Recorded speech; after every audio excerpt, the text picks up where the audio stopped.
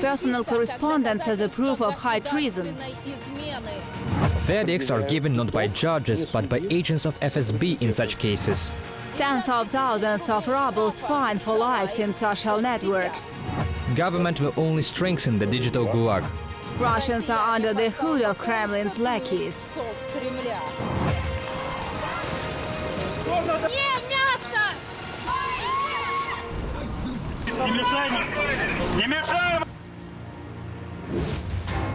Oculus Vapor Psalm 1, 2, 3. These words mean nothing to a fellow Russian citizen, but not to an officer of Putin's regime. Probably they will evoke reverent peace and tranquility in any agent of FSB or analyst of Roskomnadzor. Now it has become easier to identify activists who disagree with the regime, anti-military activists and mobilization evaders. How do Kremlin surveillance systems work, and is it possible to hide from them? Watch in the special report Eye of the Government, who and how tracks the southward actions of the Russians.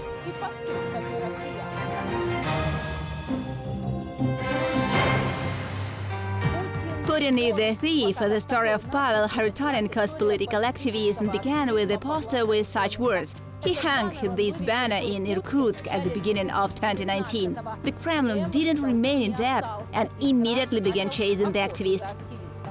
It was clear that they would look for us, and they literally did, then detained us half a year later, and just before the arrest it became clear that we were being watched. It became clear that the phones were taped. After the Russian full-scale invasion of Ukraine, anti-war protests were added to anti-Putin ones. On February 24, 2022, Pavel went to a solo protest against the war. Near the building of the administration of the region, Pavel was taken to a special detention center, and while the activist was in custody, they went through his social networks. I had my own button phone, so that no one would rummage it, and it had 3 slots for a SIM card. Once I went to call relatives and found that the SIM card was in the wrong place. Then an SMS message came from it. Contact a social network with the password to log in when I had already logged out, and I understood that I was hacked in this way. Telegram was hacked, Vkontakte, that is, security officers went through everywhere. Such surveillance of male and female activists is a common thing for agents of the Kremlin. Human rights activists from Obedin-4, who monitor the situation with political persecution in Russia, regularly publish data on spying on those who disagree with the regime. The running dogs of the Kremlin prosecute dissidents, hack their social networks and mail. Their special passion is phone tapping. Constant surveillance. It doesn't stop. It seems to be going all the time. It's not just like in the movies. It's that some device is recorded. When they need to, they look at where the person was, who he talked to. They just look through the context they need, the calls and so on. Everything is due to Deputy Head of the State Duma Irina Yerovaya's dictatorial laws. In 2016, she and her colleagues from Putin's United Russia, Alexei Pushkov, Nadezhda Gerasimova and Senator Viktor Ozarov, introduced bills due to which, in particular, telecom operators must stop for half a year and mostly important transfer all calls and messages of subscribers to the special services to allegedly fight with extremism and terrorism. It is important to develop a mechanism for the prevention of the crime execution. What additional tools can we give law enforcement officers so that they build a line of defense to protect a human life? Unfortunately, at that time, only few Russians understood that Yerovaya wanted to defend only one person, Putin, from his critics and opposition. This monitoring structure is built on systems of operational search activities. Psalm 1 is responsible for telephone communications and SMS, Psalm 2 for internet traffic, and the newest complex, the most important one, Psalm 3, collects full information about the internet user. The system was tailor-made for the Yerovaya's package. Special software was installed on the servers of telecom operators, which records all user activity and transfers it to the local FSB departments. Just imagine what a police officer can do there. In need of something, he can open all the history and find whatever he needs. Whatever personal chats for half a year. I will repeat myself, every single word said by you can be misinterpreted and used against you. And as a result, you will be sentenced. It sounds absurd, doesn't it? The sentence for words taken out of context. What do you think about 10 years in prison for participation in the street questionnaire? Or maybe 30,000 rubles fine for a slip about Zelensky? Or maybe for a banner with Putin's words? The fine doesn't differ. Russia has long turned into a theater of the absurd, where people can be fined or imprisoned not only for the wrong word, but even for thoughts that are objectionable to the Kremlin, and the opposition warned about this 8 years ago. As for the needs of the general public, on the whole, they have always treated these initiatives of the state very calmly and did not associate themselves with the possible use of these tools by the authorities. Of course, human rights activists warned that such laws, even if not immediately, will start working only exclusively in the interests of the state. All this is done in order to make it easier in the future to accuse a person not only for the mythical discrediting of the Russian army, but also, for example, of espionage or treason. And there is no hope for at least fair trial in this rather serious charge. The case of the politician and publicist Vladimir Kara-Murza is proof of this. The verdict of the Moscow City Court for him was to serve a sentence of 25 years in a strict regime colony. The official version is the spread of fakes about the army, cooperation with the undesirable organization and treason. In reality, a quarter of a century in prison was given for public speaking with at least of publicly available facts. Today, the whole world sees what Putin is doing with Ukraine: shelling of residential districts with cluster bombs, bombing of maternity homes, hospitals and schools, war crimes. All of these war crimes are being committed by the dictatorial regime of the Kremlin against the country situated in the heart of Europe. And unfortunately, it is the place where we are due to years of Putin's ruling. In the US and Europe, Kara-Murza spoke of state terror for political reasons, human rights violations in Russia, and called it an aggressive country in the war against Ukraine. When asking for a 25-year prison sentence for my husband, prosecutor Loktionov made a very revealing statement. Talking about Vladimir, he said, "This is our enemy who must be punished." In a sense, he told the truth. Vladimir indeed rejects everything this government stands for. The things dictatorships of the world are most afraid of are the truth.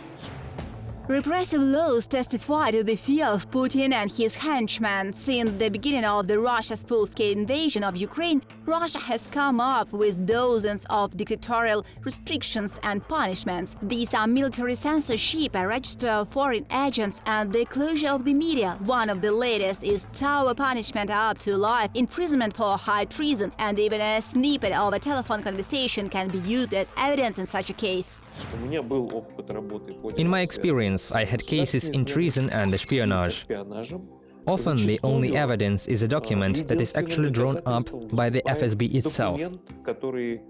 And if they need some kind of proof, they just fabricate it. They fabricate and bring to court papers of their own making, where they say that we cannot even show terrible secrets to the court, but believe us, and the court believes. Because there is no independent court. Because the same FSB officers puppet judges. A similar fate awaits not only active fighters against the Putin regime, some oppositionists, human rights activists and civilian activists. Everyone is under the microscope of the Kremlin special services, even those loyal to the regime. Putin put on heels, Putin is bold, Putin is a bandit, Putin is a crab. Roskomnadzor has developed a whole list of expressions that are used to search for critics of Putin on the internet. It became open to the world after the largest data leak of the Russian regulator that was provided by Belarusian hackers.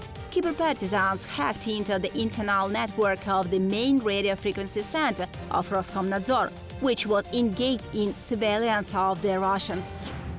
The main radio frequency center of Roskomnadzor is a large building in a trendy office center on the banks of the Moscow River.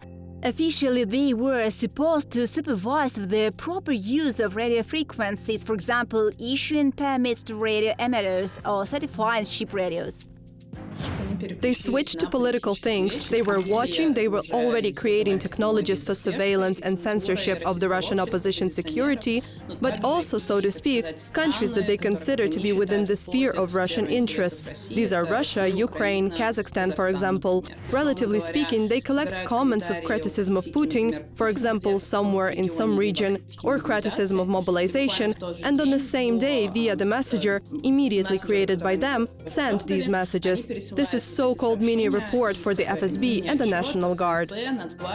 This internal messenger is the operational interaction room where the security forces sit together with the guards. There are more than a dozen categories if there is a report on destabilization. They are preying on anti-corruption officials, those who are frightened by the growing powers of NPCs and solar protests. And this is a chart about extremism, where there are complaints about the broadcast of the anthem of Ukraine on the air of radio stations.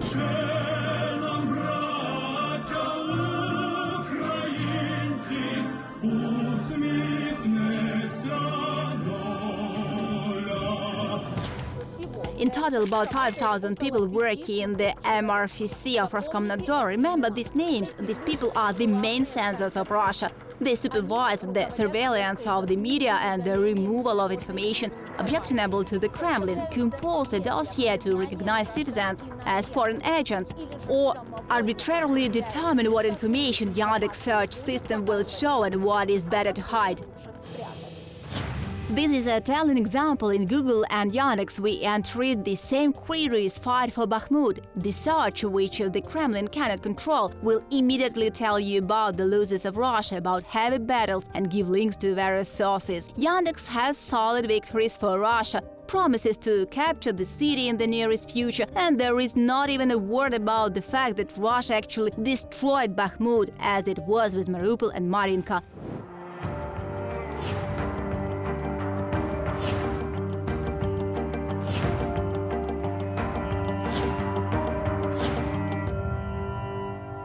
If you don't believe these facts, there is correspondence of the MRFC analyst with a whole list of Russian search queries, articles for which are needed to be hidden.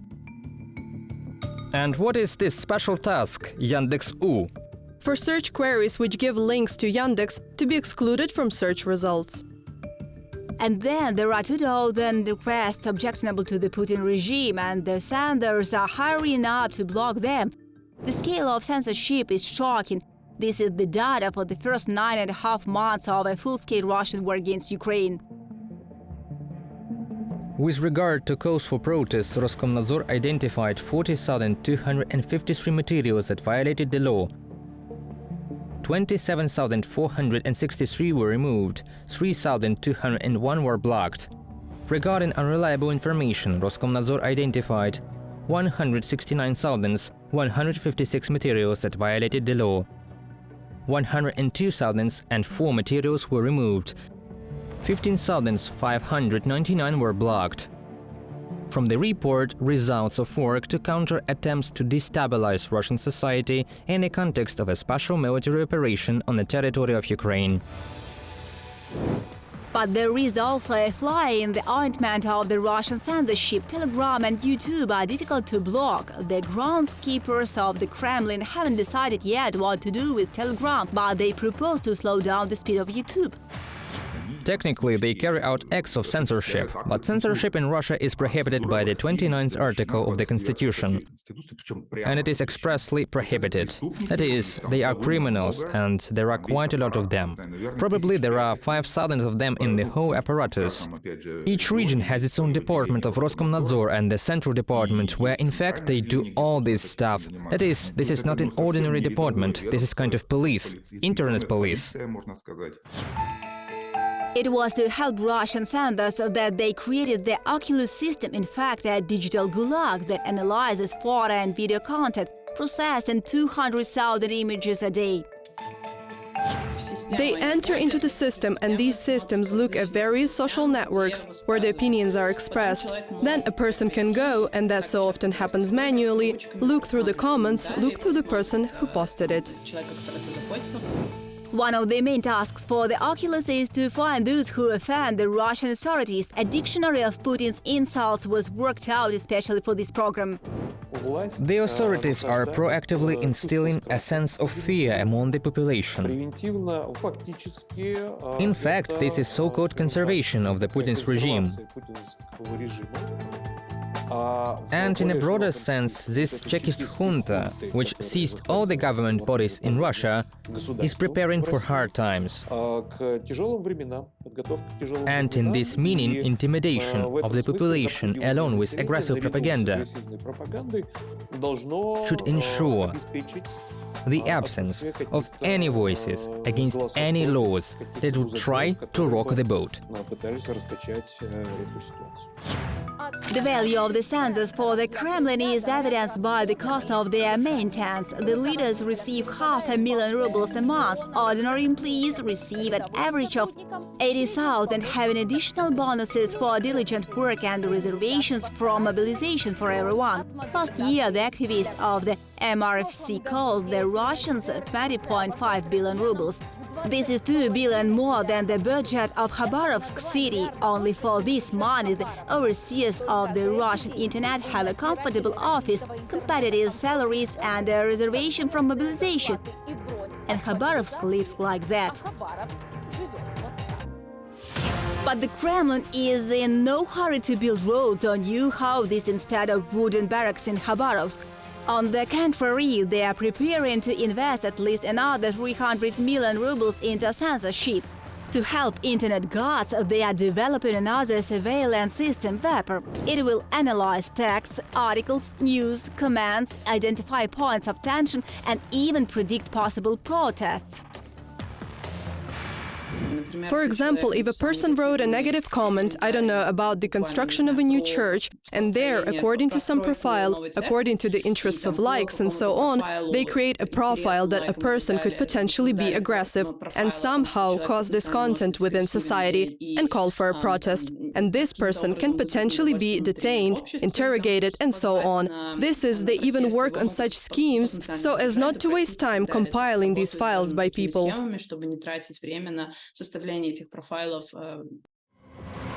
This is another round of cementing the totalitarian regime in Russia. International human rights organizations have reported numerous human rights violations in Russia since 2004. In their latest ranking from Freedom House, which annually examines the level of democracy in the countries of the world, Russia has only 16 points out of 100, which puts it on the same line with the most repressive states such as Venezuela and Egypt. Power in Russia's authoritarian political system is concentrated in the hands of President Vladimir Putin. A number of laws provide fines or imprisonment for insulting the state, spreading supposedly false news, or spreading information about corruption. These laws were expanded after the Putin regime launched a full-scale invasion of Ukraine and have been used, along with other laws, to punish and deter dissidents. From Freedom House report, Russia, Freedom in the World, 2023. The fight against dissent, repression, and the desire to control public space unites all the dictators of the world. Putin's colleague from the North Korea, Kim Jong-un, fearing for the safety of his regime, also introduced total surveillance of citizens. People live in an atmosphere of fear, because anyone can fall into disfavor with the dictator. And after that, there are two ways only: to a labor camp for political prisoners or immediate shot. Similar methods were used by another dictator, Saddam Hussein. Alexander Bogomolov got to see the last years of Saddam Hussein's rules in Iraq. As a translator and an expert on the Middle East, he visited the country in the 90s and the 2000s. He says surveillance of people for Saddam was a common sin. He was monitoring foreigners, and I am absolutely sure that when I was there during the last days of his existence, I was also the subject of his surveillance. There is an elaborate system that is called Mukhabarat in Arabic. Internal security services were diverse. They monitored each other and society, primarily enemies and opponents. As a role model, Saddam Hussein chose the Stalinist system of government, where full power belonged to the special services, and cruel reprisals against those who objectionable were the norm of Stalinist repressions. Mukhabarat, the Arab special services, acted absolutely harshly, not following any laws with the aim of such control.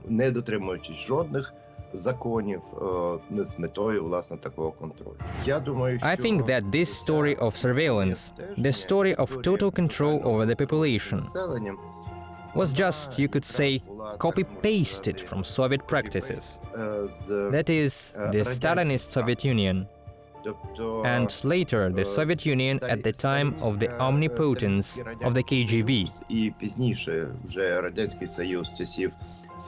They were examples of the management of totalitarian regimes. The Putin regime is also following in the Soviet footsteps. Background surveillance of the population is not limited by internet censorship. Home cameras, communication towers, even city transport applications are becoming instruments of surveillance and control. We are talking about the smart city system. Such technologies work in many countries. They simplify the interaction between the city, the authorities, municipal services and its residents. For example, in Kyiv, digital technologies help track traffic, participate in community life by submitting petitions or voting for street renaming. And of course, it helps find shelter during Russian missile attacks.